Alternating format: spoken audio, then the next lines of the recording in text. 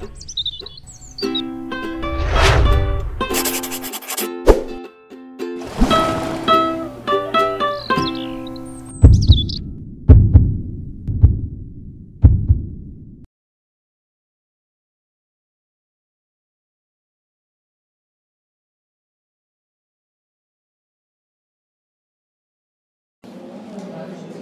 noite a todos. Boa noite.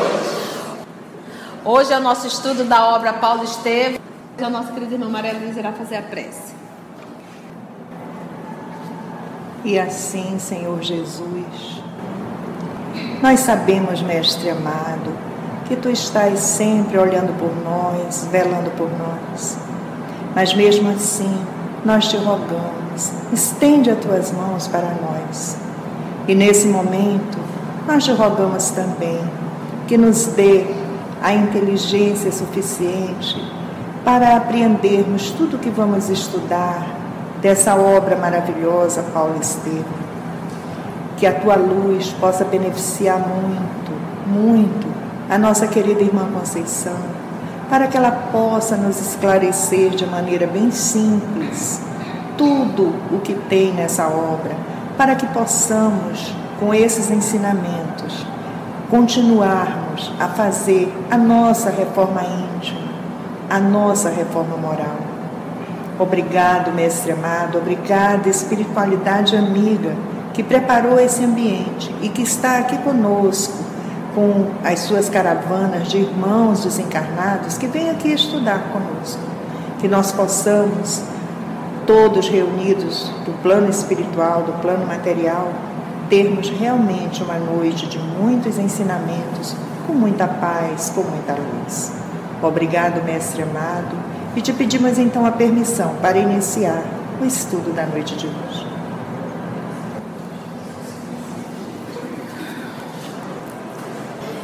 Então vamos lá, que Jesus nos conduza. O discípulo de Simão Pedro entusiasmou-se. O resto da viagem foi dedicado aos projetos de futura excursão. Estamos juntos? Havia, entretanto, uma coisa a considerar. Além da necessidade de submeter o plano à aprovação da igreja de Antioquia, era indispensável pensar no jovem João Marcos. Barnabé procurou interessar o sobrinho nas conversações. Em breve, o rapaz convenceu-se de que deveria incorporar-se à missão, caso a Assembleia de Antioquiana não a desaprovasse. Interessou-se por todas as minúcias do programa traçado, tá? Seguiria o trabalho de Jesus, fosse onde fosse. E se houver muitos obstáculos? Perguntou Saulo avisadamente, de modo avisado. Saberei vencê-los. Respondeu João Marcos convicto. É possível venhamos a experimentar dificuldades sem conta. Continuava o ex-rabino, preparando-lhe o espírito. Se o Cristo, que era sem pecado, encontrou uma cruz entre apodos, que é zombaria, de flagelos, castigos, onde ensinava as verdades de Deus, que não devemos esperar em nossa condição de alma frágeis e indigentes. Se Jesus, que foi Jesus, encontrou o que encontrou pela frente, imagina nós, já preparando o espírito do jovem, que está empolgado para o trabalho, não vai ser fácil. Então não é uma questão de desestimular, é uma questão de orientar e, de certa forma, se mostrar mesmo. Colocar realmente o que a gente chama, naquele ditado, o pingo sobre o i. Não é um trabalho fácil, não pensa que vai ser um mar de rosas, se prepare para isso. Jeito de encontrar as forças necessárias. Saulo contemplou, admirado, da firme resolução que suas palavras deixaram transparecer, e observou Saulo. Se deres um testemunho tão grande como a coragem que revelas, não tenho dúvidas quanto à grandeza de tua missão. Se der testemunho já é o quê? Realização, né? tão grande como a coragem que tu estás revelando nesse momento, olha, está tudo certo, né? Vai dar tudo certo. Entre confortadoras esperanças, o projeto terminou com formosas perspectivas de trabalho para os três. Então tudo começa num diálogo, né, Laura e Mateus, né? Tudo começa no diálogo e aí a gente vai e aí surge o site. Entre confortadoras esperanças, o projeto terminou com formosas perspectivas de trabalho para os três. Na primeira reunião, depois de relatar as observações pessoais concernentes, né, referente à igreja de Jerusalém, Barnabé expôs o plano à Assembleia, que o ouviu atentamente. Alguns anciãos falaram da lacuna que se abriria na igreja. Expuseram o desejo de que se não quebrasse o conjunto harmonioso e fraternal. No entanto, o orador voltou a explicar as necessidades novas do Evangelho. Pintou os quadros de Jerusalém com a fidelidade possível. Fez a súmula, né, o resumo de suas conversações com Saulo de Tarso. E salientou, né, evidenciou a conveniência de chamar novos trabalhadores ao serviço do Mestre. Quando tratou o problema com toda a gravidade que lhe era devida, os chefes da comunidade mudaram de atitude. Estabeleceu-se o acordo geral. De fato, a situação explanada por Barnabé era muito séria. Seus pareceres veementes, né, enérgicos, eram mais que justos. Se perseverasse o marasmo nas igrejas, o cristianismo estava destinado a perecer. Ali mesmo, o discípulo de Simão recebeu a aquiescência, né? É anuir, concordar, irrestrita. E no instante das preces, a voz do Espírito Santo, olha que legal, se fez ouvir num ambiente de simplicidade pura, inculcando, né? Fossem Barnabé, esse inculcando aí é indicando, tá, gente? Fossem Barnabé e Saulo destacados para a evangelização junto aos gentios. Então, nós entendemos isso aqui, eles já chegaram, na primeira reunião, logo depois de relatar as observações pessoais referentes à igreja de Jerusalém, Barnabé expôs o plano à Assembleia. Qual era o plano? De sair divulgando. Que todos ouviram atentamente, alguns já bem mais idosos falaram da lacuna que se abriria na igreja com a ausência dos dois, não é verdade? Expuseram o desejo de que não se quebrasse o conjunto harmonioso e fraternal do trabalho que existia. Mas ele diz, no entanto, o orador voltou a explicar as necessidades novas do Evangelho. E ele pintou os quadros de Jerusalém, mostrando que só o cristianismo não existe mais na igreja de Jerusalém. Você jura que está dentro de uma sinagoga. Todos os ritos estão praticamente ali dentro. E Pedro nem está em Jerusalém, Pedro está numa igreja lá em Jope, né? Ele está em Jope, não é isso? Meio que escondido, não por ele, mas na verdade para proteger o próprio trabalho de Jerusalém, da Casa do Caminho. E Tiago está tomando de conta. Então, se nós não abrirmos os olhos, o cristianismo vai perecer. Aí logo aqui ele diz assim, ó, quando tratou o problema com toda a gravidade que lhe era devida, os chefes da comunidade já mudaram de atitude, né? Não tem problema, nós vamos sentir falta de vocês, mas estabeleceu o seu acordo geral, todos concordaram. De fato, a situação explanada por Barnabé era muito séria. Seus pareceres, né, enérgicos eram mais que justos. Se perseverasse o marasmo nas igrejas, o cristianismo estava destinado ali a perecer. Aí ele diz, ali mesmo, o discípulo de Simão recebeu, né, a aquiescência, concordaram, né, irrestrita. E no instante das preces, quando eles se reuniram para as preces, a voz do Espírito Santo se fez ouvir num ambiente de simplicidade pura, inculcando, né, indicando, fossem Barnabé e Saulo, destacado para a evangelização do gentio.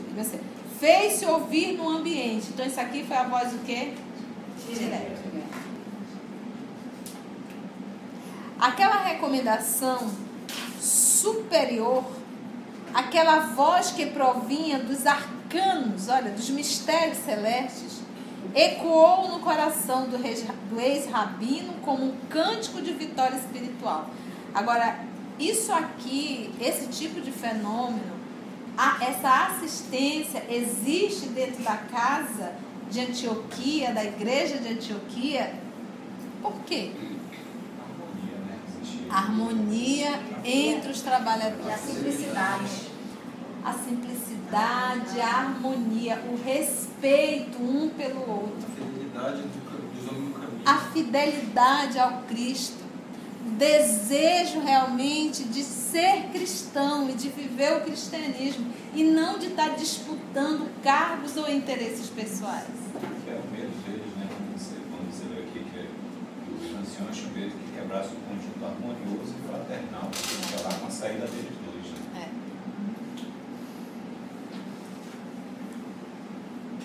Ecoou no coração do ex-rabino como um cântico de vitória espiritual. Sentia que acabava de atravessar imenso deserto para encontrar de novo a mensagem doce e eterna no Cristo. Por conquistar a dignidade espiritual, só experimentara padecimentos desde a cegueira dolorosa de Damasco. Ansiara por Jesus. Tivera sede abrasadora, né, ardente e terrível. Pedira em vão a compreensão dos amigos, debalde, né, inutilmente em vão, buscar o terno aconchego da família. Mas, agora que a palavra mais alta o chamava ao serviço, deixava-se empolgar por júbilos infinitos. Era o sinal de que havia sido considerado digno dos esforços confiados ao discípulo.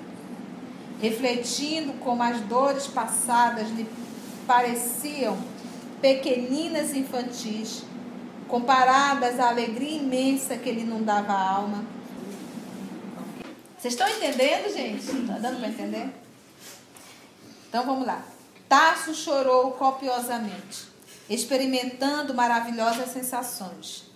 Nenhum dos irmãos presentes, nem mesmo Barnabé, poderia avaliar a grandiosidade dos sentimentos que aquelas lágrimas revelavam.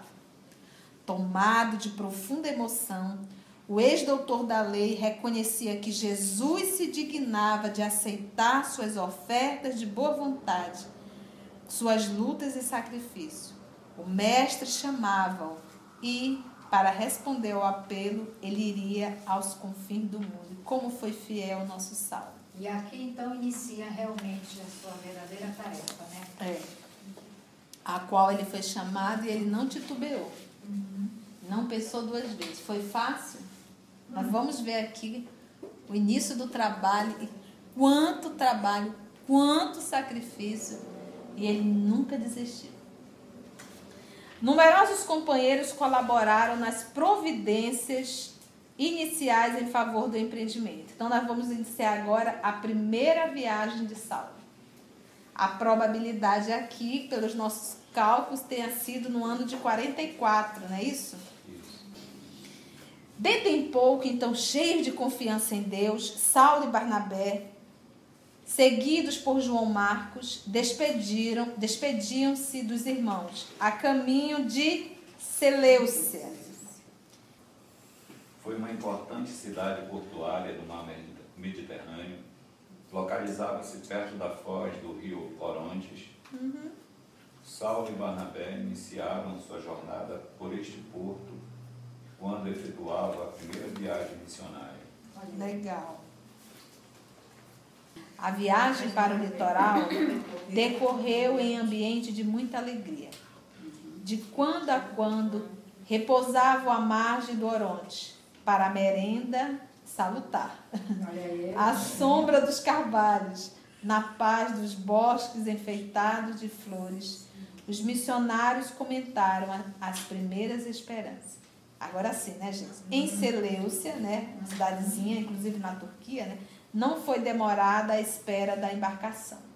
A cidade estava sempre cheia de peregrinos que demandavam o Ocidente.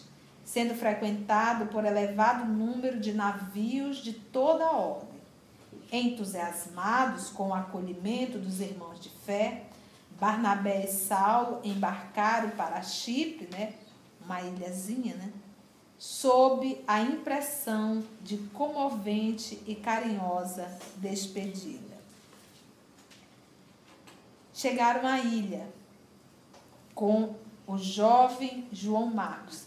Esse que é interessante na leitura e na psicografia de Chico, são os nomes, as cidades, né, detalhes, parte geográfica mesmo. E quando a gente estudou pela primeira vez, a gente foi pesquisando tudo isso aqui. Eu digo, olha, Chipre, vamos ver o que é Chipre. Ele vai explicar que é uma ilha, e aqui na própria leitura ele confirma, chegaram à ilha, e Chipre é realmente uma ilha, com o jovem João Marcos, sem incidentes dignos de menção. Houveram incidentes? Houveram. Mas nada aqui. Estacionaram em sítio, né, por muitos dias. Ali solucionou Barnabé vários assuntos de seu interesse familiar. Antes de se retirarem, visitaram a sinagoga, num sábado, com o propósito de iniciar o movimento. Como chefe da missão, Barnabé tomou a palavra. Então, o chefe da missão era... Procurou conjugar o texto da lei, porque até então Saulo ainda não tinha mais subido no púlpito, né? Procurou conjugar o texto da lei examinado naquele dia, as lições do Evangelho, para destacar a superioridade da missão do Cristo. Saulo notou que o companheiro explanava o assunto com respeito a algo excessivo às tradições judaicas. Cheio de dedo, né? Dentro da sinagoga, ele foi meio que pela beira, e lá ficou rodando, e não ia para o centro, né? Para o cerne da questão. Saulo ficou ali olhando, como diz o jovem, amarelou. Com respeito a algo excessivo às tradições judaicas.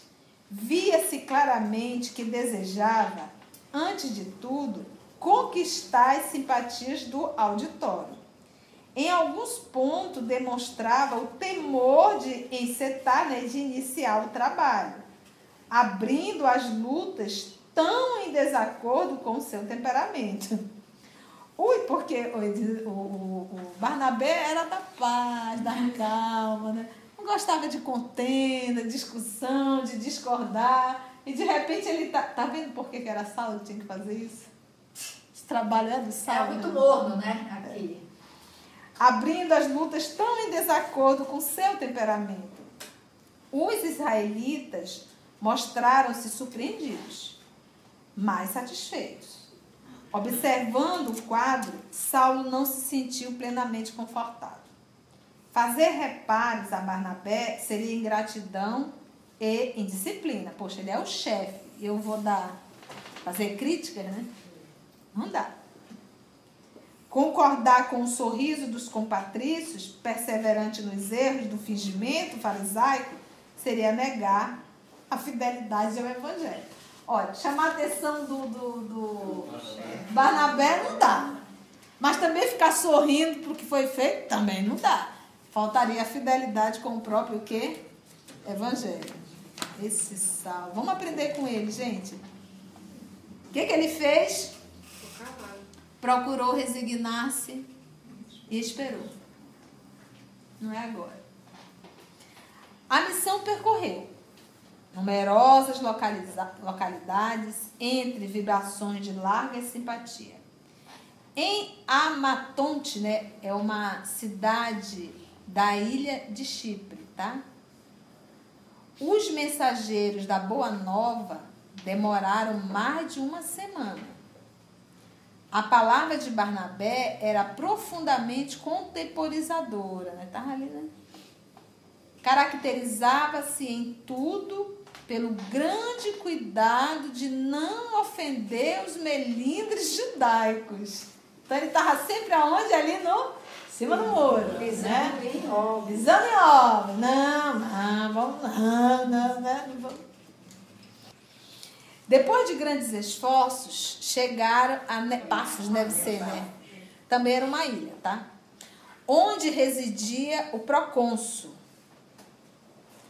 A sede do governo provincial era uma formosa cidade cheia de encantos naturais e que se assinalava por sólidas expressões de cultura. O discípulo de Pedro, porém, estava agora o quê? Exausto. Então, nosso querido irmão estava cansado. Nunca tivera labores apostólicos, né, trabalhos tão intensos. E Saulo ali, né, era atleta. Conhecendo a deficiência do verbo de Saulo nos serviços da igreja de Antioquia, olha aqui, ó, conhecendo a deficiência de Saulo nos serviços da igreja de Antioquia, temia, estava com medo de confiar ao ex-rabino as responsabilidades diretas dos ensinamentos. Não, Saulo não fala bem. Ele era o melhor palestrante, o melhor tribuno em Jerusalém, mas aqui não consegue falar, né? Não obstante, sentir-se cansadíssimo, fez a pregação na sinagoga no sábado imediato à chegada. Nesse dia, entretanto, ele estava divinamente inspirado. No dia que ele estava mais cansado, ele estava divinamente inspirado. A apresentação do evangelho foi feita com raro brilhantismo. Isso daí é Barnabé. Barnabé. No dia que ele estava mais cansado, que ele achou que não ia dar conta, foi o melhor trabalho que ele fez. O próprio Saulo comoveu-se profundamente. O êxito foi inexcedível. A segunda assembleia reuniu os elementos mais finos. Judeus e romanos aglomeravam-se ansiosos. O ex-levita, quem é o ex-levita? Barnabé.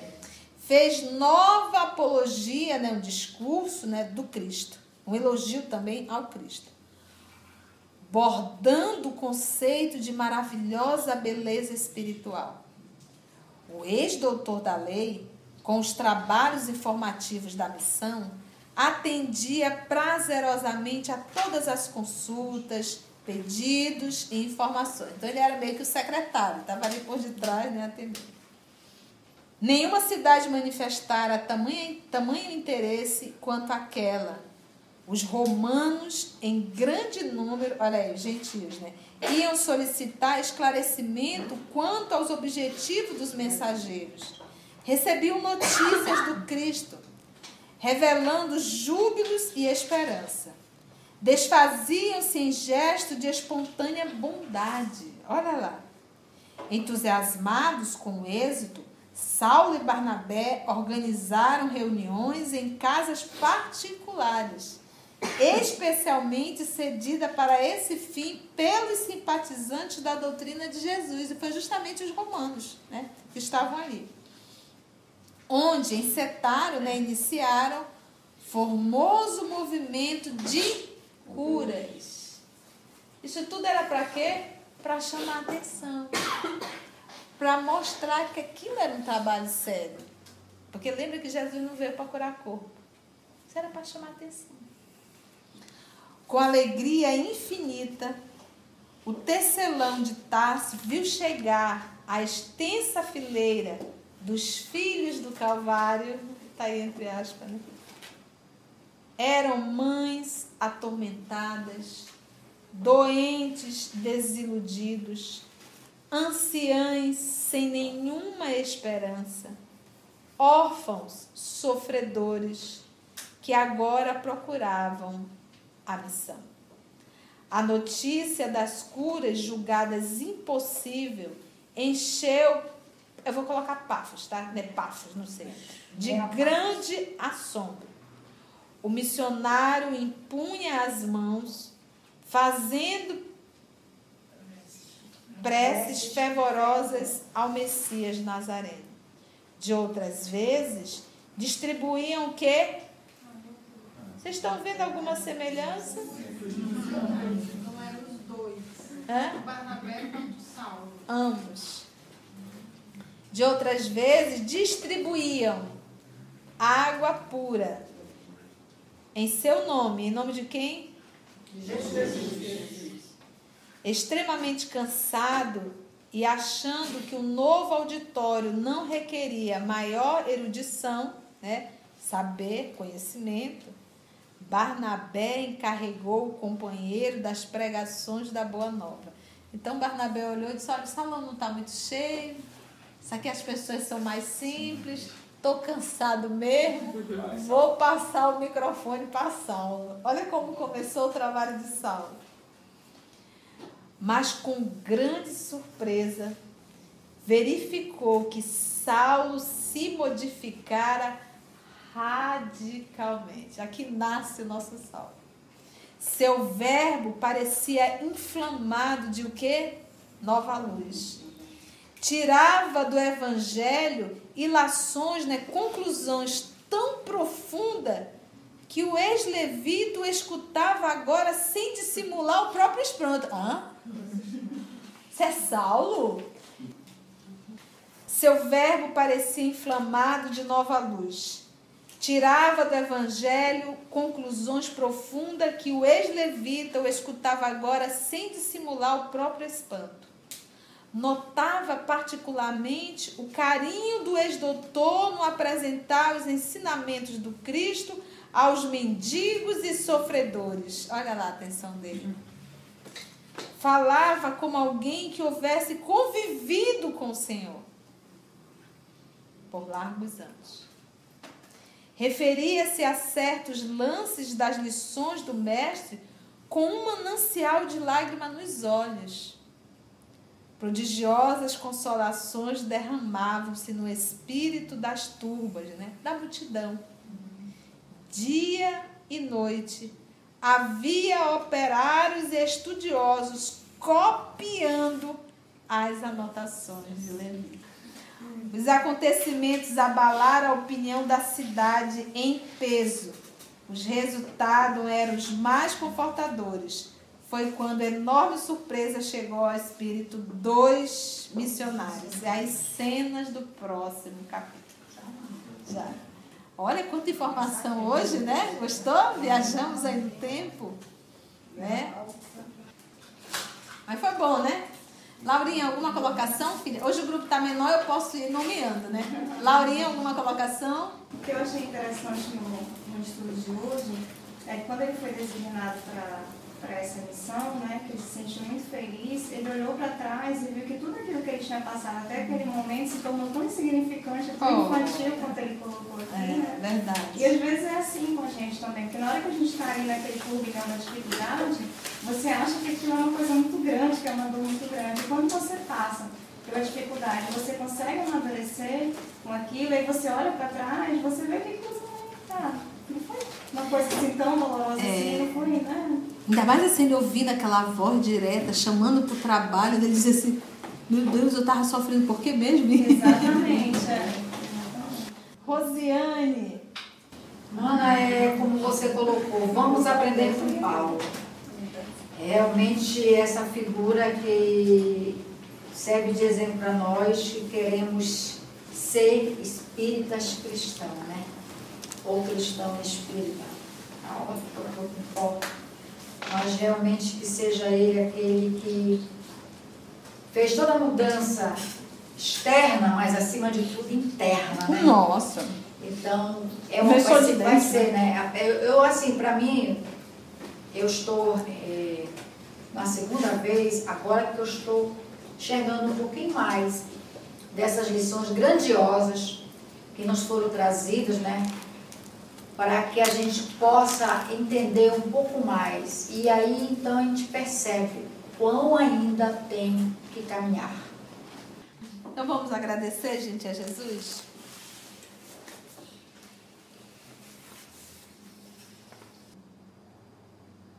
Senhor da vida, amigos espirituais aqui presentes, o nosso pensamento, Senhor, é de gratidão a Ti, por essa oportunidade de refletirmos em torno das tuas lições.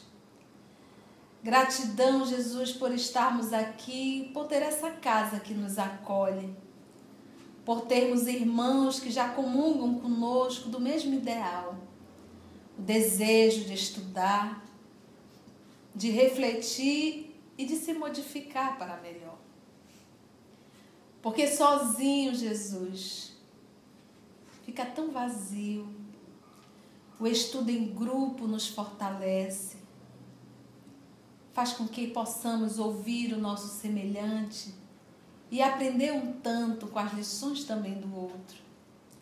Esse convívio com os amigos espirituais que nos auxiliam e esse convívio com a obra espírita, esse convívio tão de perto com Paulo, com Barnabé, acompanhando ainda a imaturidade de João Marcos, acompanhando a seriedade do trabalho, as dificuldades e conhecendo esse apóstolo do bem, esse apóstolo da divulgação. E assim, Jesus, poder reconhecer que trabalhar em teu nome exige de nós sacrifício e renúncia, que o cansaço vem, mas que é nesse momento onde o Senhor mais nos utiliza e mais nos inspira. Dai-nos força, Jesus, para perseverar contigo. Não nos deixe dar força ao cansaço e que nós possamos, Senhor, cumprir com os nossos deveres para com a nossa consciência e para com as leis de Deus. Muito obrigada, amor de nossa vida, nos protege em relação ao mal, mas muito mais, nos protege em relação ao mal que ainda habita dentro de cada um de nós. Muito obrigada, amor de nossa vida, e muito obrigada, amigos espirituais, pela assistência que nos foi dada essa noite e pela inspiração necessária.